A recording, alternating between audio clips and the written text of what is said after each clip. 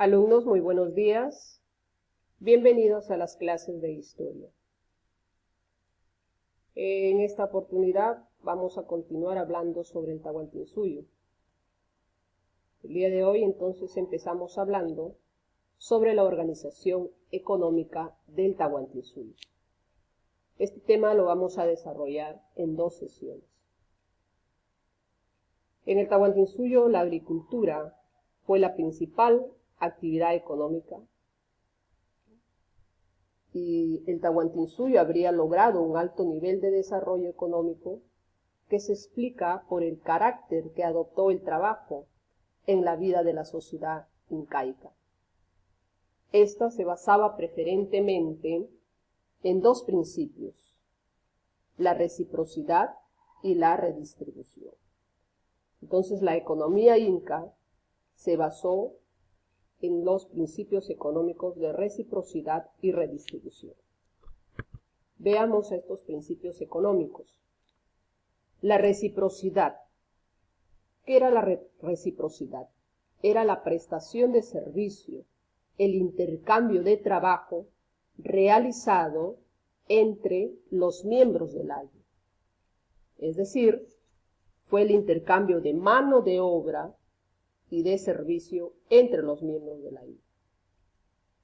Ahora, las relaciones de parentesco fueron muy necesarios para la existencia de la reciprocidad. En la economía inca había un intercambio de productos, no había remuneración. Por ejemplo, el aylluá prestaba servicio de trabajo al aylluvé, y este ayllu, en otra oportunidad, le devolvía la prestación de trabajo al aylluá. Cuando, por ejemplo, también querían intercambiar productos o alimentos, entonces el aylluá entregaba, por ejemplo, la misma cantidad de maíz y este ayllu también le devolvía la misma cantidad en otro producto. Entonces aquí la reciprocidad es simétrica. ¿Por qué la reciprocidad es aquí simétrica? Porque se da entre personas de igual estatus, en este caso entre los mismos aturrunas. Entonces la prestación de servicio y la prestación de trabajo va a ser igual. Y la redistribución, en la redistribución se refiere a la distribución, ¿no?, de los bienes almacenados en las cocas estatales. Es decir, aquí el Estado o el Inca distribuye bienes, productos a los aylus. Pero aquí es el Estado el que se beneficia del trabajo de la comunidad y a cambio, como dijimos, redistribuye los excedentes producidos. La redistribución entonces es realizada por el curaca y también por el Inca. La población entonces prestaba su fuerza de trabajo, ¿no?, en las mitas, que eran organizadas por el curaca, ¿no?, y él devolvía en productos al ayllu. El Inca también redistribuye, también aplica este sistema de redistribución. ¿Por qué? Porque él redistribuía los bienes, ¿no?, entre la población. Ahora aquí, esa reciprocidad, ¿no?, es desigual, por eso se llama que la reciprocidad es asimétrica. ¿Por qué? Porque se está dando entre personas de diferentes estatus. Por ejemplo, entre el curaca y el aturruna, o el Inca y el aturruna o los miembros del ayllu, ¿no? Es esta redistribución, entonces, esta reciprocidad es asimétrica porque aquí el más beneficiado va a ser el Estado. Entonces se beneficia del trabajo de la comunidad. Entonces, en el Tahuantinsuyo, ¿no?, en el mundo andino, no existía la moneda ni el mercado, pero sí existía el intercambio. Ahora pasamos a la posición de la tierra o a la tenencia de la tierra, ¿no? En el Tahuantinsuyo no existía la noción de propiedad privada de la tierra, pues no era importante quien fuera su dueño, sino quien pudiera usarla, ¿no?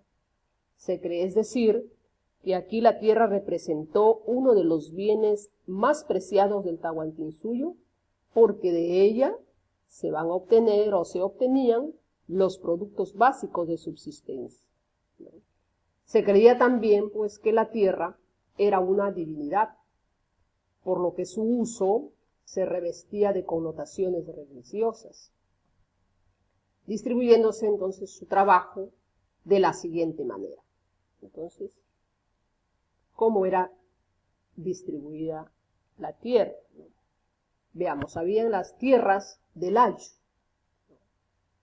Estas tierras eran para los miembros del ayu, distribuyéndose un topo por cada hijo varón y medio topo por cada hija mujer, ¿no? Topo era la extensión de tierra que era cedida por el Estado a los miembros del ayu. Entonces cada varón obtenía un topo al nacer, ¿no? Y la mujer obtenía medio topo. Pero estos topos eran cedidos en calidad de posesión, es decir, en calidad de usufructo, mas no de propiedad. Ahora, el requisito para poder obtener un topo, ¿qué era? Para poder obtener el topo era unirse en matrimonio. Ahora, todos tenían tierra, pero no era propiedad, sino solo para trabajarla, ¿no? Como usufructo. Su extensión dependía de la calidad del clima del suelo, no tenía una medida exacta. Bien, entonces, cuando hablamos de las tierras de los ayus, hablamos de la tierra del pueblo, ¿no? Pasamos a las tierras del culto, o a las tierras destinadas al sol, ¿no? Es decir, eran dedicadas al sol y a los sacerdotes y personal del culto. Esas tierras eran trabajadas por los aturrunas, con mano de obra del pueblo, ¿no? En diferentes jornadas o etapas. Entonces estas tierras del culto o del sol eran entregadas, pues, o eran cedidas para los sacerdotes, ¿no? Para fiestas religiosas, para ofrendas, ¿no? Para el personal del culto. Las tierras del Estado, ¿no? Estaban conformadas por las tierras del Tahuantinsuyo, que eran las tierras que cedía el Estado, ¿no? Así como las destinadas para el sostenimiento del Inca y de los miembros del aparato estatal. Entonces estas tierras del Inca y del Estado son para sustentar a los ayus reales y a las panacas, ¿no? ¿Por quiénes eran trabajadas estas tierras? Estas tierras del Estado y del Inca eran trabajadas por los campesinos, ¿no? Por los campesinos aturrunos como una forma de tributo, ¿no? El trabajo. Pasamos a hablar sobre el trabajo, ¿no? El trabajo constituyó, pues, el principal medio para poder obtener los recursos de subsistencia, ¿no? Este se caracterizó por ser obligatorio, de acuerdo a las posibilidades físicas, ¿no? Y también alterado. Dentro de las formas de trabajo tenemos entonces a la minga, o también llamada minca, ¿no? El aini, la mita. Veamos el aini. El aini, también llamado reciprocidad o ayuda mutua, ¿no? Que se prestaban entre los miembros de un ayu o de un grupo étnico. Entonces, cada vez que una familia necesitaba mano de obra, recibía la ayuda de los demás miembros de su ayu, ¿no? Asimismo, cada vez que el ayu requería de su apoyo, las familias, ¿no?, que lo componían prestaban su apoyo. Entonces, aquí las prestaciones que todo miembro del grupo podía solicitar, ¿no?, y que más adelante devolvería. Normalmente aquí se asociaban para el cultivo de la tierra, ¿no?, para el cuidado del ganado, ¿no?, también para el techado de las casas, ¿no? Entonces, es el intercambio de trabajo entre los miembros de un ayu. La ayuda mutua. Esto es el ayu. La minca. La minca, o también llamada min, ¿no?, es el trabajo comunal que realizaban los miembros de un ayu a solicitud de su curaca, del jefe. Recuerden, el jefe de un ayu era el curaca. Por lo general era para obras de carácter público, ¿no?, que beneficiaba a todo el ayu, como por ejemplo la limpieza de canales, la de construcción de algún almacén.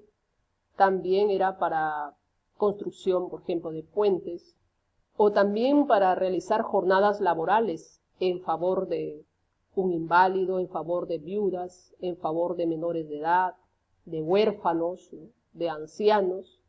Y también a veces era para la construcción de las viviendas de los recién casados, ¿no? La mita.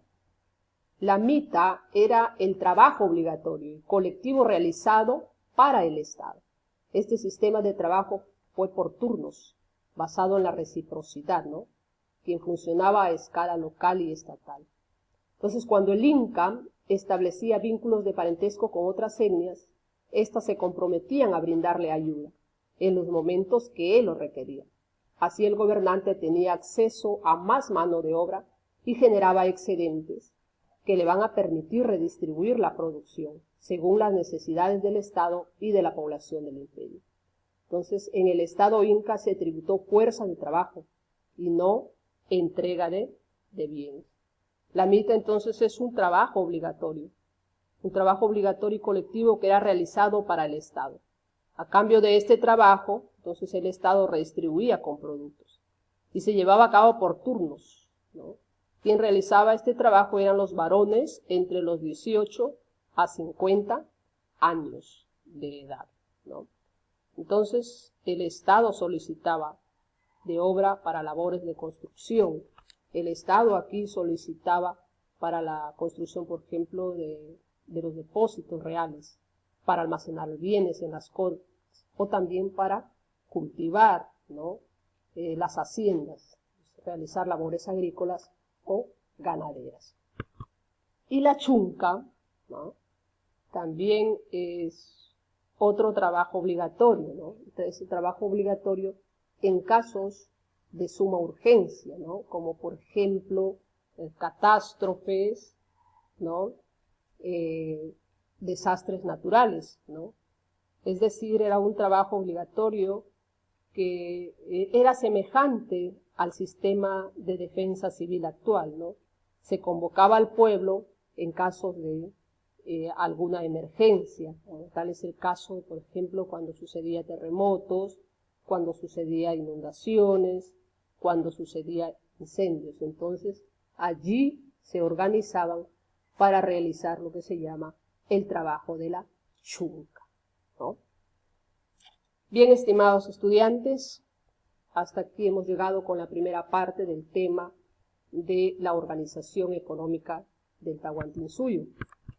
En la próxima sesión continuaremos con la segunda parte de este tema. Espero que se haya entendido y que vayan ustedes desarrollando las tareas que se les está enviando. También haciéndoles recordar que por favor participen de las videoconferencias, porque allí se está haciendo algunos resúmenes de los temas. Así también tienes la oportunidad de participar con tus preguntas y resolver también algunas dudas que tengas sobre algún tema.